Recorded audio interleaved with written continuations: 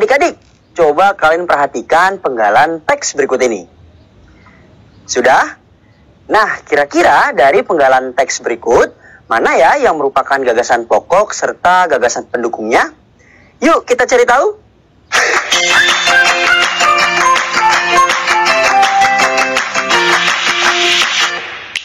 Halo adik-adik, jumpa lagi dengan Kak Danis. Adik-adik, kali ini kita akan kembali belajar tentang gagasan pokok dan juga gagasan pendukung. Sebelumnya, kalian sudah belajar ya apa yang dimaksud dengan gagasan pokok dan juga gagasan pendukung. Oke, kakak akan ulas kembali nih pengertian masing-masing di antara gagasan pokok dan juga gagasan pendukung. Gagasan pokok adalah sebuah ide utama ataupun kalimat utama dalam suatu bacaan atau paragraf. Sedangkan gagasan pendukung adalah sebuah informasi tambahan yang mendukung gagasan pokok. Oke, sudah tahu ya perbedaannya?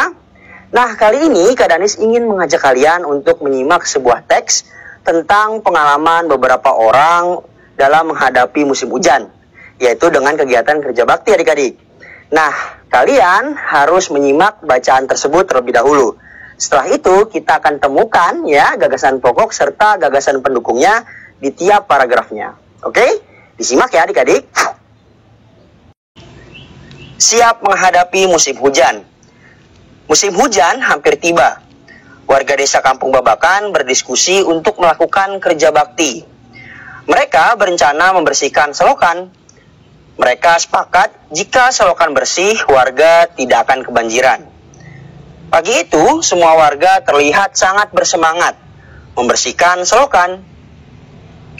Pak Semi dan Pak Udin sibuk mengambil sampah yang ada di dalam selokan. Pak Made memastikan saluran selokan lancar. Pak Nur mengambil sampah-sampah dan meletakkannya di gerobak sampah. Setelah acara kerja bakti selesai, warga berkumpul untuk menikmati teh hangat dan pisang goreng. Makanan tersebut dimasak oleh warga ibu-ibu. Mereka senang karena selokan desa sudah bersih. Kini mereka siap menghadapi musim hujan. Oke adik-adik, kita sudah membaca bersama ya teks tersebut. Nah, jadi teks tadi kalau kita baca sekilas menceritakan tentang kegiatan para warga bekerja bakti ya untuk menghadapi musim hujan. Nah, untuk memahami informasi demi informasi di tiap paragrafnya, kita harus temukan terlebih dahulu gagasan pokok dan juga gagasan pendukungnya. Oke, sekarang yuk kita temukan gagasan pokok dan juga gagasan pendukung di tiap paragraf dari cerita tersebut. Oke adik-adik, sekarang kita mulai ya dari paragraf yang pertama. Kalimat utama ataupun gagasan pokok dari paragraf yang pertama terletak pada kalimat awalnya atau kalimat pertamanya, yaitu musim hujan hampir tiba. Sedangkan gagasan pendukungnya adalah terletak pada kalimat-kalimat selanjutnya. Mengapa Kak? Karena paragraf pertama ini menjelaskan bahwa karena musim hujan hampir tiba, maka warga desa Kampung Babakan berdiskusi untuk melakukan kerja bakti. Nah, itu dijelaskan pada kalimat-kalimat selanjutnya yang merupakan gagasan pendukung dari gagasan pokok di paragraf tersebut. Oke, sudah paham ya? Sekarang kita lanjut ke paragraf yang kedua nih adik-adik. Nah, paragraf yang kedua, kalimat pertamanya atau kalimat utamanya juga terletak pada kalimat awal atau kalimat pertama, yaitu pagi itu, semua warga terlihat sangat bersemangat membersihkan selokan. Nah, ini adalah gagasan pokoknya adik-adik. Sedangkan kalimat-kalimat selanjutnya adalah gagasan pendukung. Karena apa? Karena informasi-informasi yang dituliskan mendukung informasi dari gagasan pokok. Kita bisa lihat ya, pada gagasan pokok dikatakan semua warga terlihat bersemangat. Nah, gagasan pendukungnya menjelaskan di sana ada Pak Semi dan juga Pak Udin yang kemudian kerjasama mengambil sampah di dalam selokan. Ada juga kegiatan yang dilakukan Pak Made serta Pak Nur dalam kerja bakti tersebut. Oke? Sudah paham ya? Sekarang kita lanjut yuk ke paragraf yang terakhir atau paragraf yang ketiga. Kita bisa lihat kalimat utama ataupun gagasan pokoknya juga terletak di kalimat pertama, yaitu setelah acara kerja bakti selesai, warga berkumpul untuk menikmati teh hangat dan pisang goreng. Nah, ini adalah gagasan pokoknya. Karena apa? Kita bisa lihat gagasan pendukungnya yang terletak pada kalimat-kalimat selanjutnya. Pada kalimat pendukungnya kita bisa lihat ya, ada beberapa kalimat yang menguatkan informasi gagasan pokok tersebut. Misalnya, makanan tersebut dimasak oleh warga ibu-ibu. Nah, itu menjelaskan bahwa setelah selesai acara kerja bakti, warga berkumpul untuk menikmati teh hangat dan pisang goreng. Oke? Nah, begitu ya adik-adik cara menemukan gagasan pokok serta gagasan pendukung dalam sebuah kalimat atau dalam sebuah paragraf. Oke adik-adik, bagaimana? Mudah bukan? Nah adik-adik, jika kita ingin belajar gagasan pokok dan juga gagasan pendukung lebih mudah, Kak Danis ingin menunjukkan sebuah peta pikiran nih, seperti ini.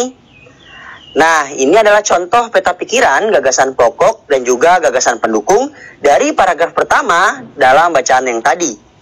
Nah, belajar menggunakan peta pikiran seperti ini akan lebih memudahkan kita untuk membedakan mana yang merupakan gagasan pokok serta gagasan pendukung dalam sebuah paragraf.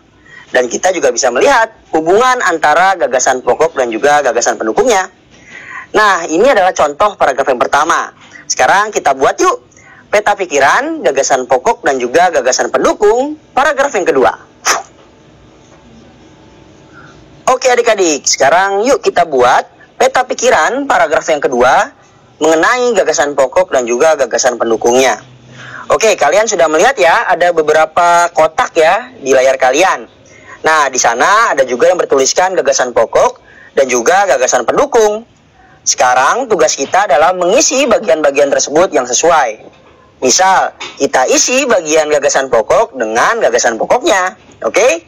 Kalian masih ingat tidak gagasan pokok dari paragraf kedua yang tadi? Oke, kakak tampilkan deh ya penggalan teks ataupun paragraf yang kedua dari bacaan yang tadi.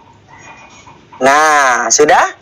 Sekarang yuk kita masukkan gagasan pokok pada paragraf kedua ini ke dalam bagian yang ini.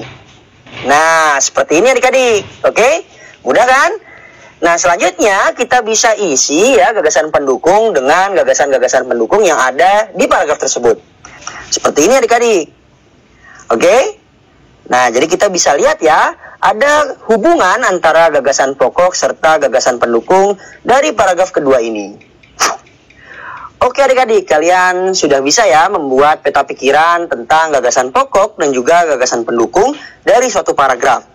Nah, dari teks tadi atau bacaan tadi kita sudah buat peta pikiran untuk paragraf pertama dan juga paragraf yang kedua.